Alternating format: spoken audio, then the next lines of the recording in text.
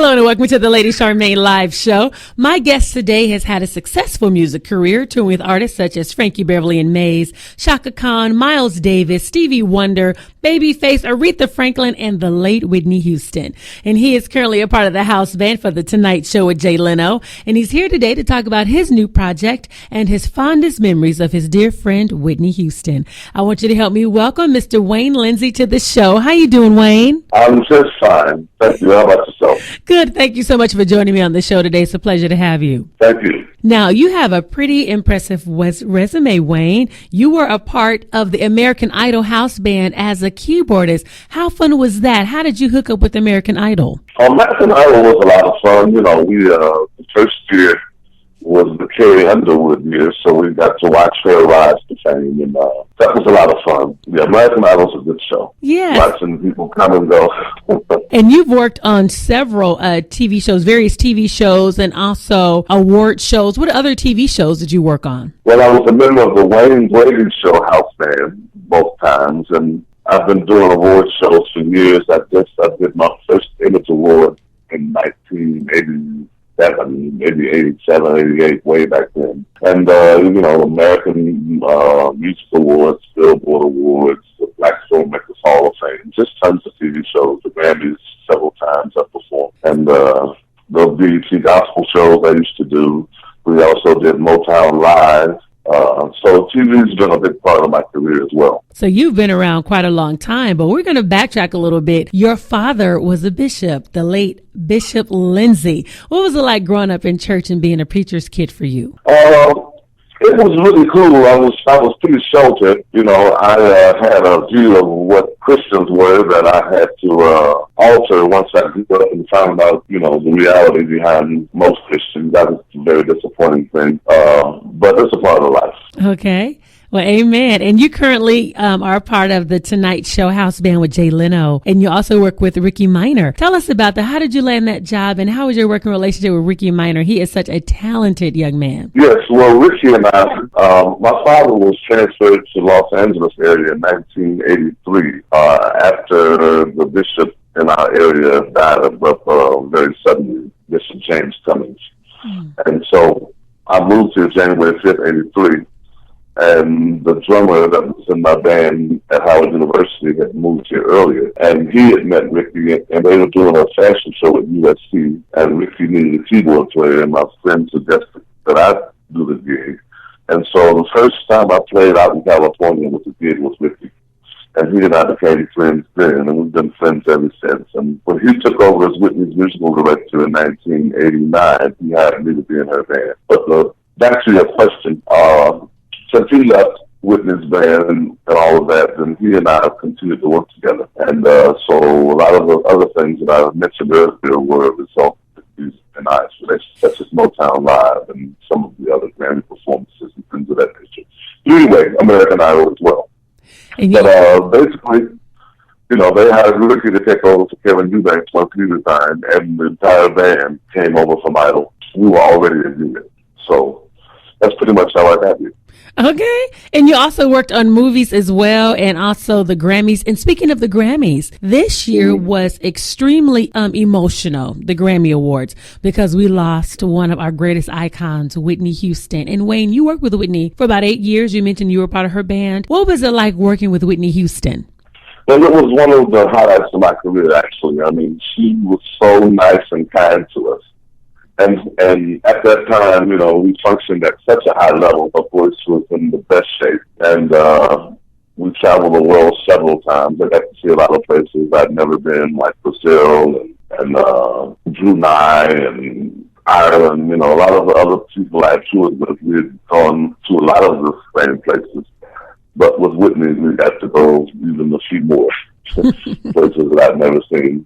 And like I said, she was really, really, really fun, and she loved the thing. And every night, she testified in her show about the goodness of God and the fact that Jesus had saved her in spite of where she might have been at any given time in her life. She understood that her salvation was unconditional. And she talked about it openly, and that was a good thing to be a part of.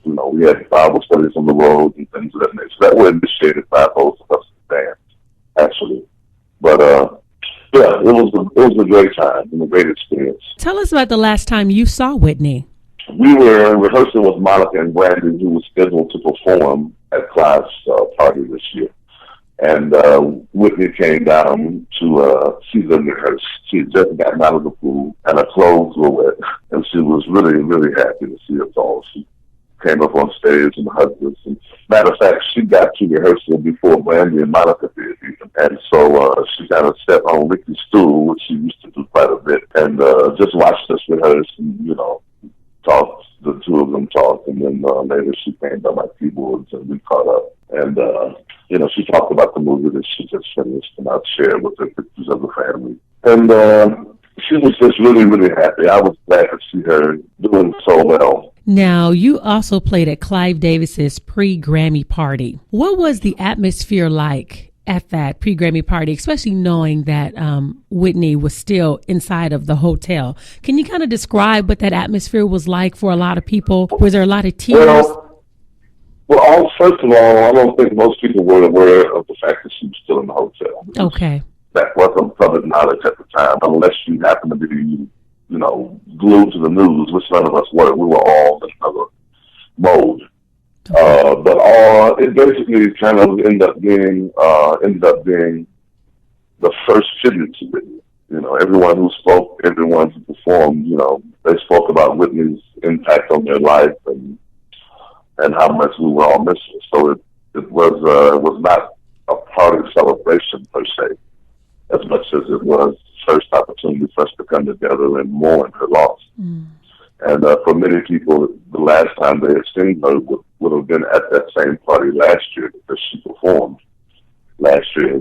And we accompanied her last year when she performed as well. We've been doing Clive's parties for 13 years as a band in a row. So a lot of people, criticize the fact that the party went on, but I was personally very glad that it did, because it was it was a place to begin healing. And first of all, even accept what we were being told, because, it was quite unbelievable news. Right, especially with her being your former boss and you had just seen her. How hard and difficult was it for you to play behind Jennifer Hudson as she sang at the Grammys, Whitney Houston's "I Will Always Love You," and knowing you used to play that for Whitney for so many years, and now you're playing it as a memorial to Whitney? Tell us that moment for you. Well, it was a very strange and surreal moment. Actually, the rehearsal was really the hard one. When we rehearsed it earlier that day, first of all, I wasn't scheduled to play, nor was Jennifer scheduled to sing, so it all happened very quickly. We kind of got together at the hotel the night before and talked it through. So when we got to the Grammys that day and played it, then it hit both of us pretty hard, including Linsey for that matter. Because it's strange, playing it for someone other than Whitney. And the fact that I was playing it and she was singing it just kind of, again, brought to light the fact that our friend was no longer with us. So that rehearsal that day earlier really, hit home, and it was very hard to do. By the time we got to the performance at night, I had put myself in a professional mode, and I kind of divorced myself from the reality of what we were doing. So I didn't really think about it. I thought it best not to think about, what I was doing, because I had a job to do, and that was to make sure that the performance went well. Right. I couldn't afford to lose it. And the thing, I had the same fear when I played a week later at Whitney's funeral. I had my towel ready because I just knew it would really be a hard day to get through. And I kind of, again, separated myself from the reality and magnitude and just focused on doing the job at hand. That was to usher my friend home. Right. Because because Rickey, he spoke really well. And on CNN, there was a gentleman who was there that also said that he was Whitney's drummer.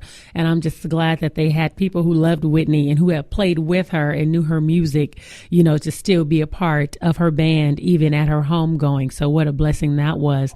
Can you share some of your fondest memories of Whitney Houston? You know, the ones when you think about and make you laugh. You know, can you share that with us, that part of Whitney that we as an audience never got a chance to see? Well, you know, just basically, you know, she would come in rehearsal just so excited to see us way before it was time for her to rehearse with us. When she knew the band was in town, you know, she'd come to rehearsal just full of excitement and so glad to see us. And she was really silly. She loved to laugh and crack jokes. And, you know, and it was fun, too, to watch her interact with the background singers a lot because they were all females. And you know how women are with other women. She would, you know, relax a little more and just be real crazy and, you know, talk in these crazy voices and just laugh. You know, she liked to laugh and she liked to have fun. And, you know, that's what comes to mind. Well, that's good. I'm glad you have those wonderful memories of Whitney. Now, back to you. You have a new CD out entitled A Song Without Words. Tell us about it and the meaning behind A Song Without Words. What does that mean? Well, A Song Without Words, the title song, features Bobby Brown, actually, sitting in the background and lead on the song. I'm rapping the song. And it was basically written a long, long time ago about a gentleman I met when I was at Howard University who basically told me that if you want to make money in this business, son, you're going to have to sing. People want to hear words. They don't want to hear you play the piano. And so that's pretty much what the rap is about. It says, an elder tried to tell me it could not be done. He said, a song without words ain't happening, son. You know, so that's kind of what that song is about.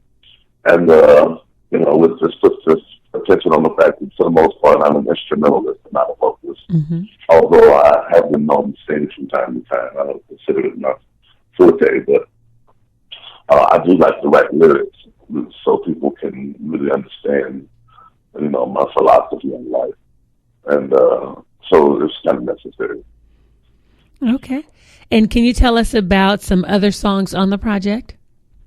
Yes, for sure. The first song is called Magic Stain. I forgot to mention that I was also a part of the initial house band for Magic Johnson's short-lived talk show. And I wrote a theme to his television show that is the opening song called Magic Stain. And that one features Fred Wesley from James Brown's band, who's really takes an incredible solo. Right after that is a Miles interlude. Miles Davis was actually captured imitating me during the National Public Radio documentary when he was rehearsing a song that I wrote for him. And he says, listen to my friend Wayne, he's from the church, he's sanctified. He's always doing like this. So then Miles imitates me, and then we actually go into the song that I wrote for him called Bookends. That features the late Hiram Bullock on guitar, Kenny Garrett on saxophone, and Patrick Stewart on trumpet. And then it goes into A Song Without Words, into a Lonnie's interlude, which is my daughter. When she was much younger, I had her in the studio, and she sang on her own song. And her interaction with me in the studio was kind of fun. And all the mothers really loved that one. I did a remake of Frankie's Before I Let Go for the Mays fans. There's also a song I wrote when I was in South Africa with Whitney called Search On, which talks about a girl who told me she was colored and she wanted to know what she should tell her child. And I told her, well, where I'm from, color's not a race. You know, where I'm from, you'd be a black woman. And that's what that song is about. Search on, my sister. I hope you find the answers. I hope you find the way. There's also a song on there called Tribute to Ahmad, which is a tribute to Ahmad Jamal. Nice little Ponciata groove.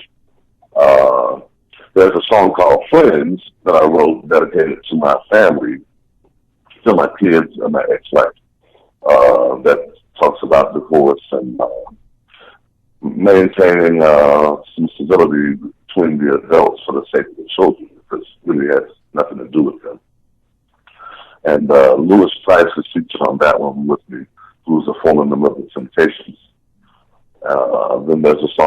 actually written for my niece. I wrote when she was born a long time ago. She's a police officer now in Atlanta. And then the album is closed with a remake of the bridal song, the wedding march.